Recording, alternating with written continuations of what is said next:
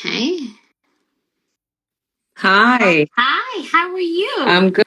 Good. How are you? Happy Monday. Happy Monday. Thank you so much for your time today. We're so excited that you're here with us. I'm excited to join. Yeah, I like to start the new year talking like this. how's everything going?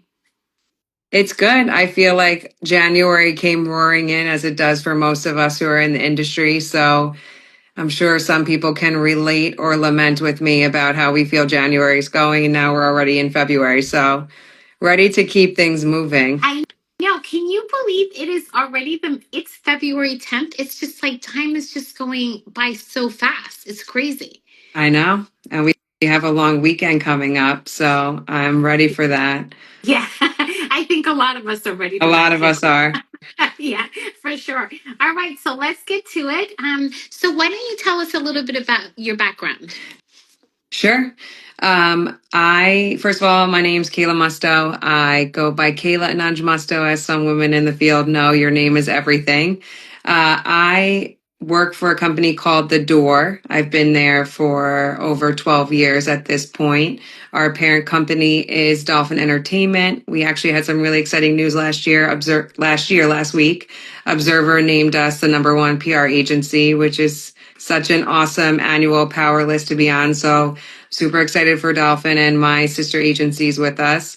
I started at The Door, which was actually not my first job. I graduated Ithaca College early in December. So I like to say I was the first ship out to sea among all of my friends, kind of trying to figure it out. You spend your whole life going to school with this education track for you, and then all of a sudden you go into the real world and no one's like, here, I figured this out for you. Right. So I would definitely say it was such a eye learning moment for me because I was like, oh my gosh, I am the master of my own destiny right now. Where am I going? So I had some trouble in January, February landing a job. I learned a lot about the interview process. I had been offered a job and then I turned down two others, but the contract never came in. So then here I was with nothing in March, feeling the pressure, student loans coming, everything. So I had remembered back in Ithaca College, I was the president of our public relations society. I had invited this woman named Lauren Berger, who ran this company called Intern Queen, in to speak at Ithaca. And I remember she was one of my real world connections outside of college and academia. So I had written her and I said, explain my situation, how I was offered a job, contract didn't come through. I'm scrambling. I'm so nervous. I don't know what to do. Graduated early, graduated top of my class, had a million accolades, and I couldn't get a job. Really does things for your confidence. So she let me know that there was actually a position opening up for her where it was a hybrid role, part time. So I said, sure, I'll take it. At any point, I just wanted to get my teeth on something so that I can learn because I needed to have a foundation. So I started working for Lauren part time for a couple months. And then another opportunity came my way where one of my best friends from growing up, her stepmom through the family had a little PR shop in town and she needed some extra help. So I was working two jobs simultaneously, probably for 3 or 4 months before I ended up at The Door. And what I learned a lot about that is like how to prioritize and stack my day. When you start your job out of college, you really have to time block your schedule. I worked for a company in LA, so I didn't start before 10, which was nice. And then when I was working with the local shop, I would work from her 8 to 10 and then switch to my other job. Totally separate skill sets needed for all. But I think that working in such a small environment with a strong owner, especially female, I learned a lot about how they manage their time and how they juggle parenthood and life responsibilities while also keeping their career and their clients and everything. So I really thrived in that environment. And then an opportunity came where The Door was growing rapidly and I applied for a job and I interviewed in maybe like mid to late October. I remember in the living room of our little office in front of the entire office. I'm sitting on the couch being interviewed by the founders. And I'm laughing because if you know Charlie and Lois, like not a traditional PR agency. When I first started there, they're like, we don't do press releases. I'm like, great. They really wanted to change the notion of what a PR company was. Like we just did everything differently, which I really liked. And I ended up having to leave my interview a little early because I was working my third job, which was babysitting, and I needed to run and catch my train. So Charlie basically was like, "You're hired." And I think a lot of that was probably due to work ethic and then versus experience. Like you just have to want to work. So that's how I started. And I've been at the door for 12 years. I started the Monday after Hurricane Sandy. And yeah, I've really grown through the company. Starting as a coordinator, I'm now a managing director at the company, and I work on cookbooks, talent, culinary, entertainment, but also do a lot of the behind the scenes stuff that keeps the company running. Yeah, well, first of all, congratulations on your Thank recent you. promotion. Thank you. That's so exciting. So, Kayla, and you started off as a I coordinator did. and now you're a managing Mhm. director. So, what was that journey like for you?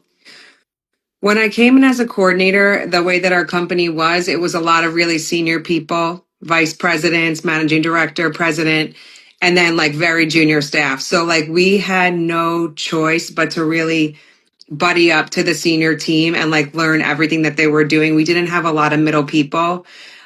So I really was the support person for people doing things that like I didn't start doing till probably 8 years into my career. Something that I found really helpful was having strong mentors. And I've had really strong mentors at the door. I feel very lucky. Some are still at the company, some have moved on and done their own things or changed careers. And I really just went in it with eyes wide open to be a sponge. Like I knew that just because I was getting feedback and maybe it wasn't great doesn't mean that I'm a bad employee. It just means that like I need to fine tune this skill. It's not a personal conversation. So I think that that's something that I remember early on in my career and something that like to share with staff that's just starting is like, this is your 101 job. You're allowed to make mistakes. Yeah. I can't make this mistake at the VP level. It certainly can't make it at a managing director level. So be a sponge, stick to finding a really good mentor that like has a similar working style to you, or you can emulate their working style and you aspire to be like them. That helps you figure out the path forward. So that's kind of how I was able to grow is through like honestly really strong mentors and then general curiosity about everything that I was working on. Yeah.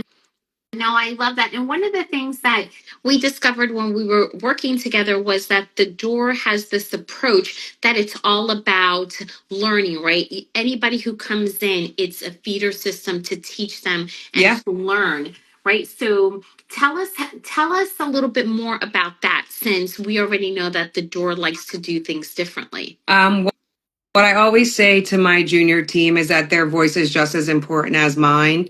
I think that there's a way of thinking where we always want to hear from the senior team, which is great. Obviously, you want to hear from me, but I also think that there's so much value in looking to the junior team that's coming in because they are our future customer, they're our future audience. We need to hear what they have to say. I always tell them if you ever find yourself in a meeting, not with me, but any place else outside of this company, you go to another job and somebody doesn't want to hear what you have to say, you're probably not working at the right place.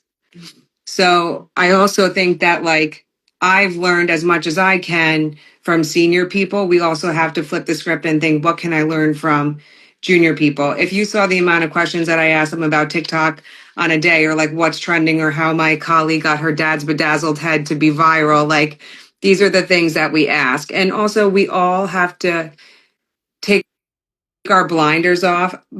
In school, I was a sociology minor too, which I think really helped me think big picture. Yeah.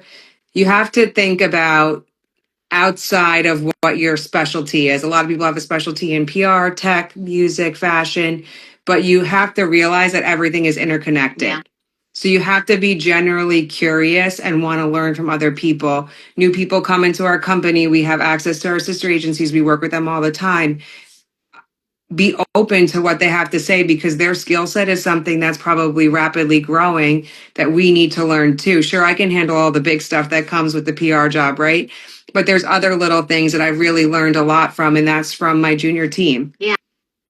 No, and one of the things that's so important now, because I'm in the same situation, I'm learning a lot from my junior team, is that they're growing up and seeing the world so differently than when, especially, back 10, 15 years ago, right? So, and they're growing up with a cell phone in their hand.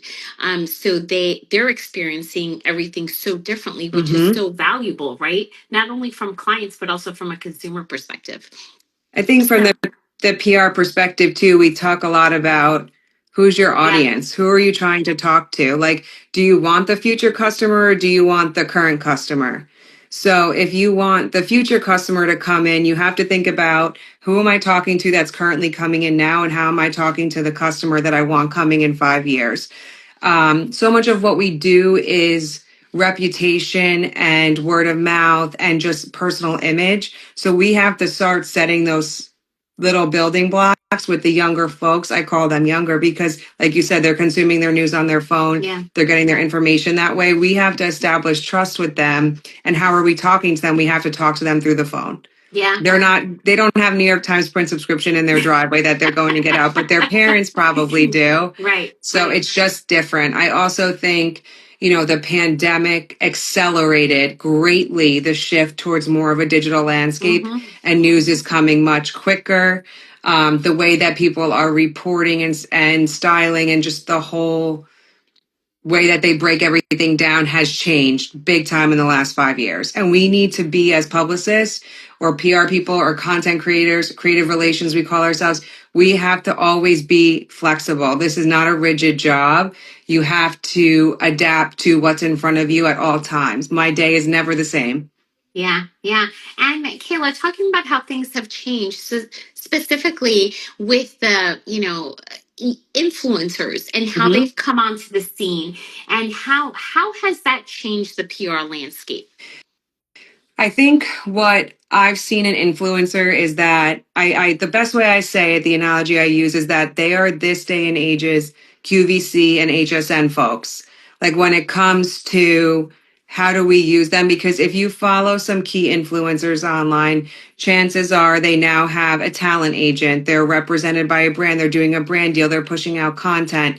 I see our brand team do it all the time at the company, and I see our sister agency work with talent, aka content creators, for brand deals. I've seen it both ways. I think it's really the vehicle that is reaching the younger audience that we had just talked about and going through their phones. These influencers are giving a stamp of approval on product that we might be pushing. These influencers are giving a stamp of approval for destinations that we want people to go to, restaurants that we're trying to launch and open and say are really amazing and worth coming into. So they are what I call show and tell in the medium of when you look at the landscape medium.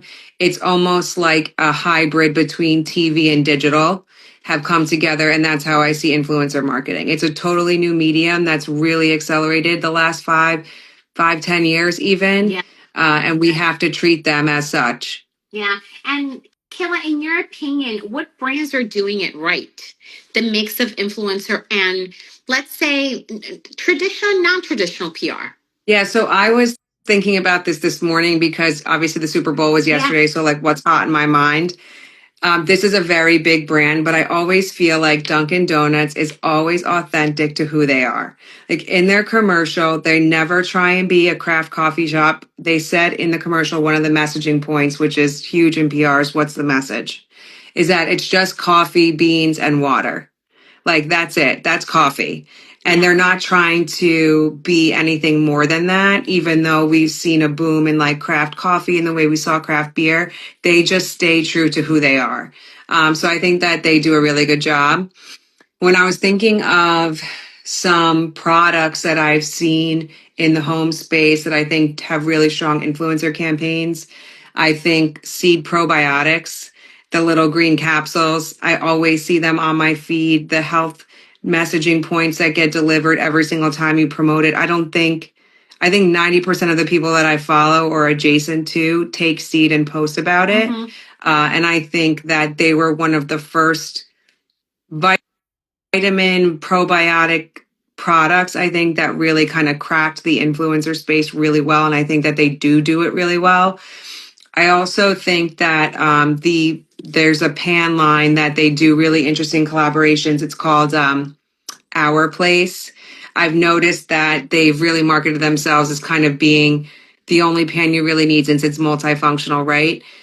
In the PR world, when you're pushing product in the non-traditional influencer space, because our place does a great job, we've also seen a rise in affiliate marketing and e-com. That has been incredibly important. And there's dedicated writers at publications, whether it's their titles like e-com writer or just their dedicated job is posting about product that's usually affiliated with an affiliate marketing program. So the way that works is, say we pitch a water bottle, like a Swell, something like that. An editorial outlet will cover it if it's on the affiliate program because they're able to make a commission back on it, which is really smart if you think about it. If they're posting something all the time that someone's clicking through and purchasing, why wouldn't they get a commission sale on it? Right. So that's something that I've seen kind of evolve, is traditional media mixed with influencer. We've kind of seen this rise of product placement in an e-com capacity. Yeah, that's all great stuff. Kayla, I know that, we're getting to the end of our time together. And one of the things that our audience loves to listen to is what has made you successful in your career, and what are the career insights that you can share with them? I mean, you talked about having strong mentors, but what would be two other things that you would share with those tuning in today? I would say this is something I actually learned from a mentor I had at one point in my career. Is she told me that she says yes to every meeting and coffee that someone asks for her. And that really resonated with me because so much of what we do is our network. You never know when you need to just call somebody who's an expert. And I learned about this attitude a lot at the door, where I saw firsthand our founders call a trusted media source and say, hey, we're thinking of doing this. Do you think it has legs? And I find myself doing that today too with trusted media contacts. Like, we want to do this. Do you think that this is going to actually have liftoff? Am I missing something? So I think that came from taking calls, meetings, coffees, just go out and do something. I think another career insight that was cool is that, if your boss is saying, hey, do you want to go to this concert tomorrow night with this band that's going? And I was commuting like over an hour to get home at this point in my career. I still said yes. Like, I'm young, like I'm tired now. I have a child, but like I wasn't that tired then. Sure, I went to work the next day. I'm 5 hours asleep, but like that's something that I took with me. Like, when was I going to be backstage with this band ever again? Meet the manager, get to see the behind the scenes of the music space. I said yes. I went. I think that that's something that's really important when you come up in your career. Like, any opportunity that comes your way, just say yes, just go. Just go. Yeah, because not only are you having different experiences, right, but you're meeting other people and they're giving you the opportunity of, like you said earlier, to widen your lens and the way that you're thinking, for sure, right? Yeah. And when I was saying it's like the 101 of the job when you're just getting started, like I think a lot of people I find come into their careers like, I want to work in entertainment, I want to do all of these things, and then they start to realize the hours that go with entertainment and just the time zone change and everything. I worked in entertainment for a very long time and I love it. It's great. I know what comes with the job, but I find it funny when everyone starts to get into it and they have to really start thinking like an entertainment publicist and dealing with talent.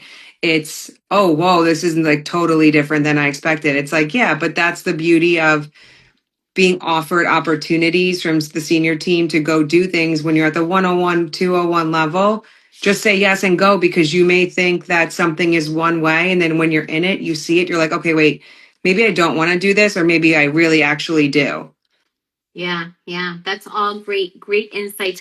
Kayla, this has been amazing today. Thank you so much for sharing your knowledge, your experience. I'm like so inspired. I'm like, oh God, she is such a badass. Thank I'm you. so lucky. I'm so lucky to have met you and that our paths crossed and that we've stayed in touch. So thank you so much for your time. Thank you all for tuning in, and we will be back next week at the same time. Thanks so much, Kayla. Bye, guys.